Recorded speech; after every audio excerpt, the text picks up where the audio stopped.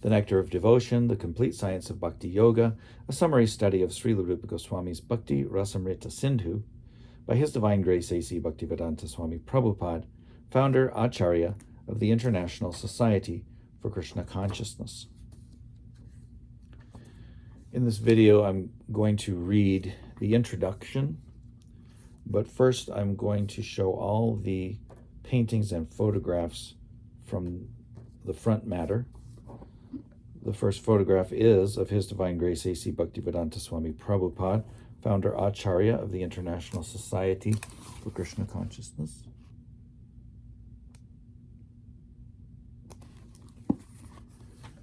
The second painting, this is a painting, Srila Bhaktisiddhanta Saraswati Goswami Maharaj, the spiritual master of His Divine Grace A.C. Bhaktivedanta Swami Prabhupada and foremost scholar and devotee in the recent age.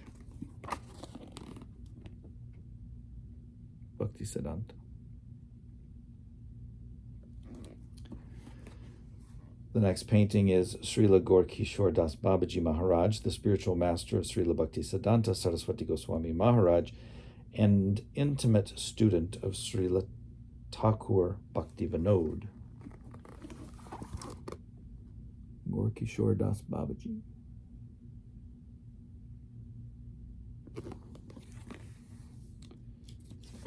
The next painting is Srila Thakur Bhaktivinod, the pioneer of the program to inundate the entire world with Krishna consciousness. Bhaktivinod Thakur. He's also the father of Bhaktisiddhanta. The next painting is Srila Rupa Goswami on the right and Srila Rupa Goswami on the right, the author of Bhakti Rasamrita Sindhu, and Srila Sanatan Goswami on the left, his elder brother and spiritual master. So Srila Rupa Goswami on the right, Srila Sanatan Goswami on the left. Curiously, this is showing an effulgence on Srila Rupa Goswami and Srila Sanatan Goswami. Now we have a photo of the Bhajan Kutira, place of worship of Srila Rupa Goswami at the Radha Damodar Temple, Vrindavan, India. Bhajan Kutira of Srila Rupa Goswami. Okay, the next photo is the interior of the Samadhi or shrine of Srila Rupa Goswami. On the altar are his japa mala or chanting beads, sanctified by his chanting of the holy names of the Lord. That's the inside of the Samadhi of Srila Rupa Goswami.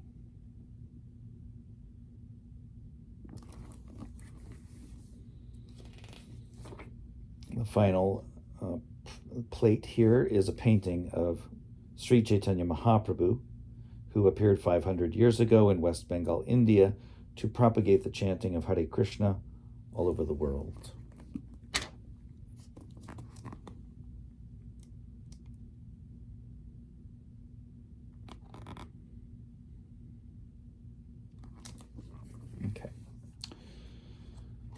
Okay, so now I'm going to read the introduction to Nectar of Devotion. Invoking auspiciousness. Lord Sri Krishna is the supreme personality of Godhead, the cause of all causes, the reservoir of all rasas or relationships, which are called neutrality, passive adoration, servitorship, friendship, parenthood, conjugal love, comedy, compassion, fear, chivalry, ghastliness, wonder, and devastation. He is the supreme attractive form, and by his universal and transcendental attractive features, he has captivated all the gopis, headed by Taraka, Palika, Shyama, Lalita, and ultimately Srimati Radharani. Let his lordship's grace be on us, so that there may not be any hindrance in the execution of this duty of writing the Nectar of Devotion, impelled by his divine grace Sri Srimad Bhaktisiddhanta Saraswati Goswami Prabhupada. Let me offer my respectful obeisances unto the lotus feet of Srila Rupa Goswami Prabhupada and of Srila Bhaktisiddhanta Saraswati Goswami Prabhupada, by whose inspiration I have been engaged in the matter of compiling this summary study of Bhakti Rasamrita Sindhu.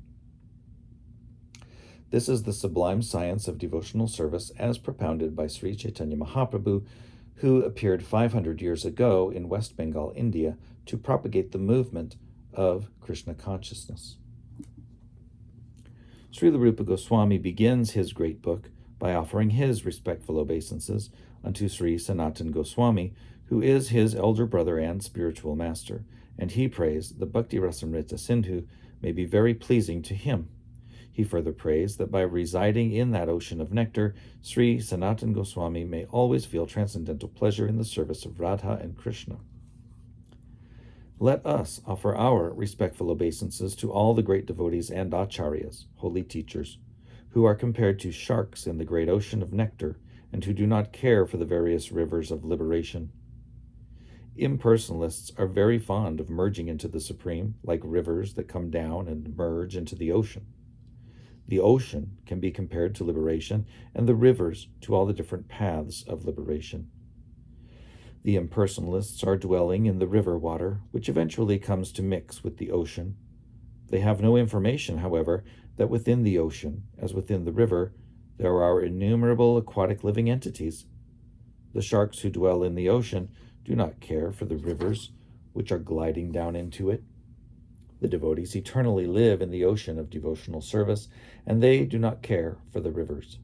In other words, those who are pure devotees always remain in the ocean of transcendental loving service to the Lord and have no business with the other processes, which are compared to the rivers that only gradually come to the ocean. Srila Rupa Goswami prays to his spiritual master, Srila Sanatana Goswami, for the protection of Bhakti Rasamrita Sindhu, the ocean of the pure nectar of devotional service, from the argumentative logicians who unnecessarily meddle in the science of service to the Lord. He compares their arguments and logic to volcanic eruptions in the midst of the ocean.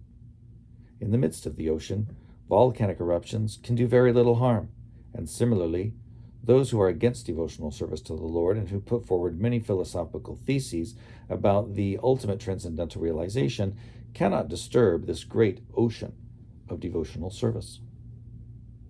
The author of Bhakti Rasamrita Sindhu, Srila Rupa Goswami, very humbly submits that he is just trying to spread Krishna consciousness all over the world, although he humbly thinks himself unfit for this work.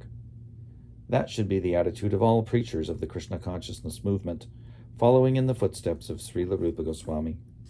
We should never think of ourselves as great preachers, but should always consider that we are simply instrumental to the previous acharyas, and simply by following in their footsteps, we may be able to help do something. We may be able to do something for the benefit of suffering humanity. Bhakti Rasamrita Sindhu is divided into 4 parts, just as the ocean is sometimes divided into 4 parts, and there are different sections within each of these 4 divisions. Originally, in Bhakti Rasamrita Sindhu, the ocean is divided, like the watery ocean, into east, south, west, and north, while the subsections within these different divisions are called waves. As in the ocean, there are always different waves, either on the eastern side, the southern side, the western side, or the northern side. Bhakti Rasamrita Sindhu similarly has different waves. In the first part, there are 4 waves, the first being a general description of devotional service. The second concerns the regulative principles for executing devotional service, and the third wave, devotional service in ecstasy. In the fourth is the ultimate goal, love of God. These will be explicitly described along with their different symptoms. The authorized descriptions of bhakti or devotional service, following in the footsteps of previous acharyas, can be summarized in the following statement by Srila Rupa Goswami. Quote, "First-class devotional service is known by one's tendency to be fully engaged in Krishna consciousness, serving the Lord favorably." Unquote. The purport is that one may also be in Krishna consciousness unfavorably, but that cannot be counted as pure devotional service.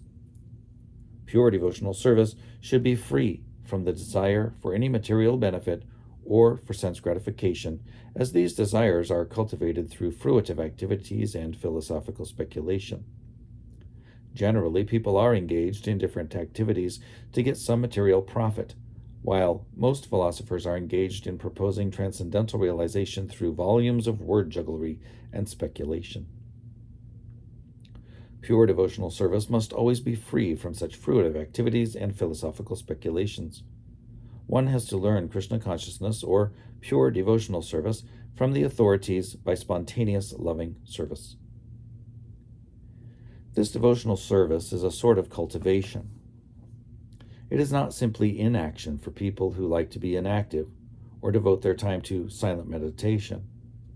There are many different methods for people who want this, but cultivation of Krishna consciousness is different. The particular word used by Srila Rupa Goswami in this connection is anushilana, or cultivation by following the predecessor teachers, acharyas. As soon as we say cultivation, we must refer to activity. Without activity, consciousness alone cannot help us. All activities may be divided into two classes. One class may be for achieving a certain goal, and the other may be for avoiding some unfavorable circumstance. In Sanskrit, these activities are called pravriti and nivriti, positive and negative action. There are many examples of negative action. For instance, a diseased person has to be cautious and take medicine in order to avoid some unfavorable illness. Those who are cultivating spiritual life and executing devotional service are always engaged in activity. Such activities can be performed with the body or with the mind. Thinking, feeling, and willing are all activities of the mind, and when we will to do something, the activity comes to be manifest by the gross bodily senses. Thus, in our mental activities, we should always try to think of Krishna and try to plan how to please him, following in the footsteps of the great acharyas and the personal spiritual master. There are activities of the body, activities of the mind, and activities of speech. A Krishna-conscious person engages his words in preaching the glories of the Lord. This is called kirtan. And by his mind, a Krishna-conscious person always thinks of the activities of the Lord, as he is speaking on the battlefield of Kurukshetra or engaging in his various pastimes in Vrindavan with his devotees. In this way, one can always think of the activities and pastimes of the Lord. This is the mental culture of Krishna consciousness. Similarly, we can offer many services with our bodily activities, but all such activities must be in relationship with Krishna. This relationship is established by connecting oneself with the bona fide spiritual master, who is the direct representative of Krishna in disciplic succession. Therefore, the execution of Krishna-conscious activities with the body should be directed by the spiritual master and then performed with faith. The connection with the spiritual master is called initiation. From the date of initiation by the spiritual master, the connection between Krishna and a person cultivating Krishna consciousness is established. Without initiation by a bona fide spiritual master, the actual connection with Krishna consciousness is never performed. This cultivation of Krishna consciousness is not material. The Lord has three general energies, namely the external energy, the internal energy, and the marginal energy. The living entities are called marginal energy, and the material cosmic manifestation is the action of the external or material energy. Then there is the spiritual world, which is a manifestation of the internal energy. The living entities, who are called marginal energy, perform material activities when acting under the inferior external energy, and when they engage in activities under the internal spiritual energy, their activities are called Krishna conscious. This means that those who are great souls or great devotees do not act under the spell of material energy, but act instead under the protection of the spiritual energy. Any activities done in devotional service or in Krishna consciousness are directly under the control of spiritual energy. In other words, energy is a sort of strength, and this strength can be spiritualized by the mercy of both the bona fide spiritual master and Krishna. In the Chaitanya Charitamrita by Krishnadas Kaviraj Goswami, Lord Chaitanya states that it is a fortunate person who comes in contact with a bona fide spiritual master by the grace of Krishna. One who is serious about spiritual life is given by Krishna the intelligence to come in contact with a bona fide spiritual master, and then, by the grace of the spiritual master, one becomes advanced in Krishna consciousness. In this way, the whole jurisdiction of Krishna consciousness is directly under the spiritual energy, Krishna and the spiritual master. This has nothing to do with the material world. When we speak of Krishna, we refer to the Supreme Personality of Godhead along with his many expansions. He is expanded by his plenary parts and parcels, his differentiated parts and parcels, and his different energies. Krishna, in other words, means everything and includes everything. Generally, however, we should understand Krishna to mean Krishna and his personal expansions. Krishna expands himself as Baladev, Sankarshan, Vasudev, Aniruddha, Pradyumna, Rama, Nrsimha, and Varaha, as well as many other incarnations and innumerable Vishnu expansions. These are described in the Srimad Bhagavatam to be as numerous as the uncountable waves. So, Krishna includes all such expansions as well as his pure devotees. In the Brahma Samhita, it is stated that Krishna's expansions are all complete in eternity, blissfulness, and cognizance. Devotional service means to prosecute Krishna-conscious activities which are favorable to the transcendental pleasure of the Supreme Lord Krishna, and any activities which are not favorable to the transcendental favor of the Lord cannot be accepted as devotional service. For example, great demons like Ravan, Kamsa, and Hiranyakashipu were always thinking of Krishna, but they were thinking of him as their enemy. This sort of thinking cannot be accepted as bhakti or Krishna consciousness. The impersonalists sometimes misunderstand devotional service in such a way that they divide Krishna from his paraphernalia and pastimes. For example, the Bhagavad Gita is spoken on the battlefield of Kurukshetra, and the impersonalists say that although Krishna is of interest, the battlefield of Kurukshetra isn't. The devotees, however, also know that the battlefield of Kurukshetra by itself has nothing to do with their business, but in addition, they know that Krishna does not mean just Krishna alone. He is always with his associates and paraphernalia. For instance, if someone says, "Give something to eat to the man with the weapons," the eating process is done by the man and not by the weapons. Similarly, in Krishna consciousness, a devotee may be interested in the paraphernalia and locations, such as the battlefield of Kurukshetra, which are associated with Krishna. But he is not concerned with simply any battlefield.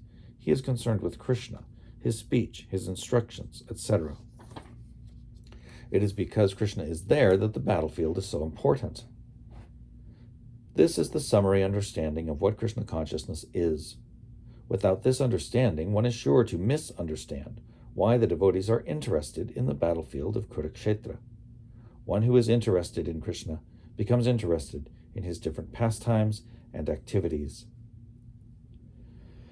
The definition of a pure devotee, as given by Rupa Goswami in Bhakti Rasamrita Sindhu, can be summarized thus. His service is favorable and is always in relation to Krishna. In order to keep the purity of such Krishna-conscious activities, one must be freed from all material desires and philosophical speculation. Any desire except for the service of the Lord is called material desire, and philosophical speculation refers to the sort of speculation which ultimately arrives at a conclusion of voidism or impersonalism. This conclusion is useless for a Krishna-conscious person. Only rarely by philosophical speculation can one reach the conclusion of worshipping Vasudeva, Krishna. This is confirmed in the Bhagavad Gita itself. The ultimate end of philosophical speculation, then, must be Krishna, with the understanding that Krishna is everything, the cause of all causes, and that one should therefore surrender unto him. If this ultimate goal is reached, then philosophical advancement is favorable. But if the conclusion of philosophical speculation is voidism or impersonalism, that is not bhakti. Karma, or fruitive activities, are sometimes understood to be ritualistic activities. There are many persons who are very much attracted by the ritualistic activities described in the Vedas. But if one becomes attracted simply to ritualistic activities without understanding Krishna, his activities are unfavorable to Krishna consciousness. Actually, Krishna consciousness can be based simply on hearing, chanting, remembering, etc. Described in the Srimad Bhagavatam are 9 different processes, besides which everything done is unfavorable to Krishna consciousness. Thus, one should always be guarding against fall downs. Srila Rupa Goswami has also mentioned in this definition of bhakti the word jnana karmadi. This karmadi, fruitive work, consists of activities which are unable to help one attain to pure devotional service. Many forms of so-called renunciation are also not favorable to Krishna-conscious devotional service. Srila Rupa Goswami has also quoted a definition from the Narada Pancharatra as follows, quote, "One should be free from all material designations, and, by Krishna consciousness, must be cleansed of all material contamination. He should be restored to his pure identity, in which he engages his senses in the service of the proprietor of the senses," unquote. So, when our senses are engaged for the actual proprietor of the senses, that is called devotional service. In our conditional state, our senses are engaged in serving these bodily demands. When the same senses are engaged in executing the order of Krishna, our activities are called bhakti. As long as one identifies himself as belonging to a certain family, a certain society, or a certain person, he is said to be covered with designations.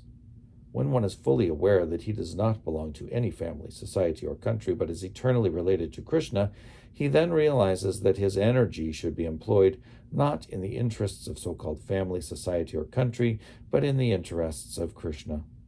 This is purity of purpose and the platform of pure devotional service in Krishna consciousness.